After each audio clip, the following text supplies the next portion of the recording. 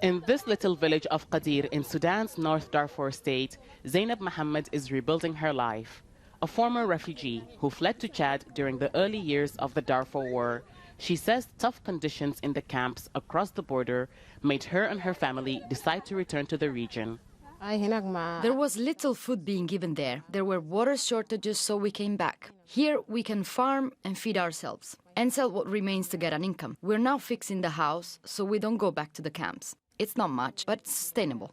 Zainab and her family are some of more than 100,000 refugees who've returned from Chad in the past 5 years. More than 2 million people were displaced by the war in Darfur, which started in 2003.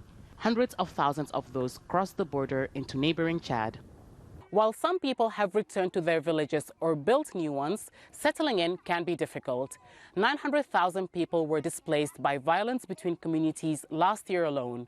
Most had previously been displaced by the war. And in other areas, tough economic conditions have forced people back into displacement camps. Not all those who return settle permanently. The reminders of the war are still visible in Tina. Homes that have been bombarded by government forces chasing rebel fighters remain untouched in the last 20 years. A few miles away is the border crossing that refugees use to flee from here. Zainab Duga uses it daily to move from the camps to Tina and back. My son goes to school while I work to earn some money to feed my family. I come every morning and return to the camp in Chad at the end of every day. But my old home has been destroyed and I can't rebuild it, so I can't return and settle here. The UN's refugee agency says long-term responses is necessary for those who've returned and for those still in camps to come back home.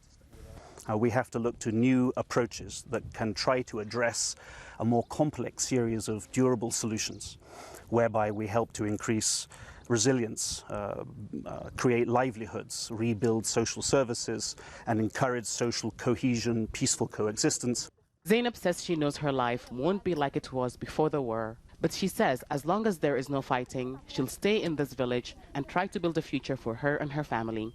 Hiba, Al Jazeera, Tina, North Darfur.